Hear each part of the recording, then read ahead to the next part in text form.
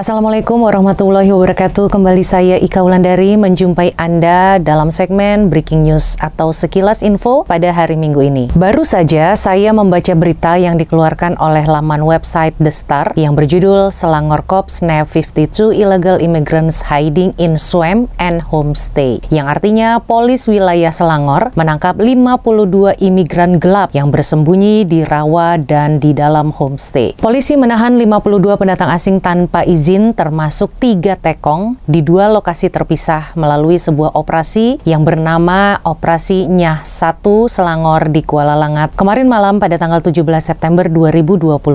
Batalion 4 pasukan operasi menggempur kawasan ini pada jam 12.30 tengah malam di kawasan Pantai Long Beach, Morib, dan menggerebek sebuah homestay atau penginapan kecil yang berlokasi di Kampung Endah, Banting. Saat ini mereka semua yang tertangkap telah masuk ke dalam tahanan dan menunggu proses pengadilan. Ketua Polis Daerah Kuala Langat Superintenden Ahmad Ridwan Muhammad Nur Saleh yang mengetuai jalannya operasi ini menginformasikan bahwa keseluruhan pendatang yang ditahan terdiri daripada warga negara Indonesia dan warga negara Bangladesh berumur antara 6 tahun hingga 50 tahun. Lagi dan lagi di setiap penangkapan pasti terdapat warga negara Indonesianya.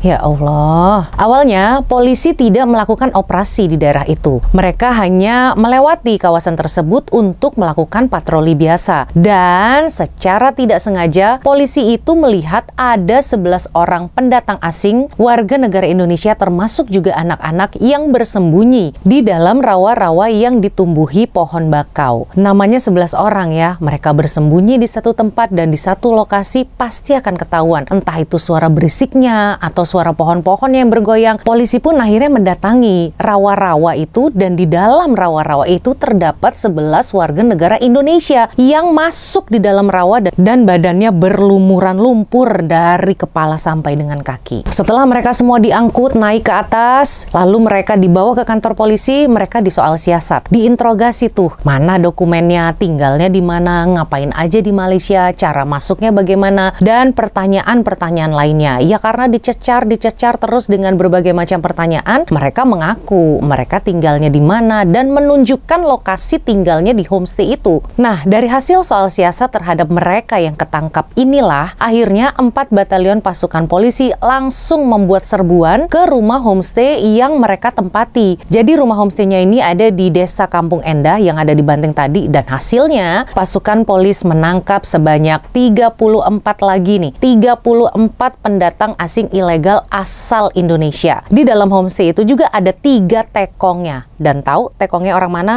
Orang Indonesia. Dan sisanya 4 orang itu asal warga negara Bangladesh. Nah kan, tekongnya orang Indonesia loh. Ih, jahat banget sih. Menjerumuskan saudara sendiri ke dalam penjara begini. Coba dong encik polis ya, tunjukkan wajah-wajah tekongnya ini seperti apa, supaya kita semua tuh tahu bentuk muka tekongnya seperti apa dan kita tidak jatuh lagi sebagai korbannya dan tidak ada lagi yang tergiur. Nah, 3 tekong inilah yang menguruskan dan membawa orang-orang Indonesia ini masuk ke Malaysia, melewati jalur ilegal, lewat jalur tikus, melewati jalan di kegelapan malam yang tidak sah. Setelah mereka semua ditangkap dan diperiksa, kesemua pendatang asing tanpa izin ini jelas tidak memiliki paspor, kemudian tidak memiliki dokumen perjalanan yang sah. Ya pastilah nggak punya paspor, jangan-jangan KTP juga nggak punya ya, entah masuknya juga lewat mana. Dan dari hasil pengakuan warga ilegal asal Indonesia ini semua, mereka memberitahu rata-rata mereka ini untuk masuk ke Malaysia secara ilegal itu bayarnya sebesar Rp2.000 hingga ada yang bayar Rp4.500 untuk bisa masuk ke Malaysia secara ilegal. Dan mereka ini dijanjikan sama tekong-tekongnya, nantinya di Malaysia mereka itu akan ditempatkan dan akan diberi pekerjaan di sektor perladangan dan sektor pembinaan yang ada di sekitaran Pahang, Kuala Lumpur, dan juga Selangor. Tapi apa mau dikata, jangankan dapat pekerjaan ya, sekarang malah harus berujung mendekam di penjara yang entah sampai berapa lama lagi baru bisa dibebaskan. Kasian ya. Saat ini mereka semua meringkuk di tahanan Balai Polis Banting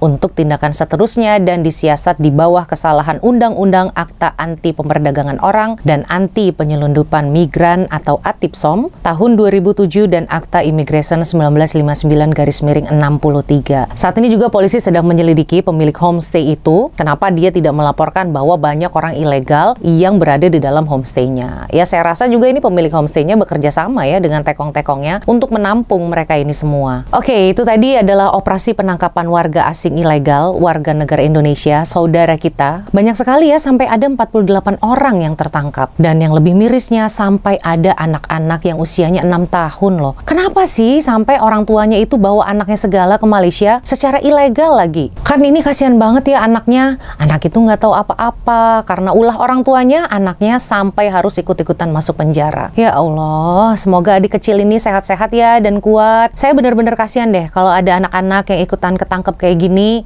Kalau untuk orang tuanya ya sudah lah ya, mereka sudah dewasa dan harus mempertanggungjawabkan bahwa mereka melakukan dan juga melanggar hukum negara Malaysia. Tapi tolong nih ya, ini untuk pelajaran kita semua, tolonglah jangan libatkan dan bawa anak-anak kita kalau mau melanggar hukum. Masa depan anak kita masih panjang. Tentunya masa kecilnya nih jadi ternoda karena harus merasakan seperti apa rasanya mendekam di dalam penjara. Yang seharusnya dia masih bebas bermain dan bertumbuh. Yang ada sekarang masa kecilnya jadi punya memori bahwa dia pernah berada di dalam penjara karena peristiwa ini. Gara-gara siapa?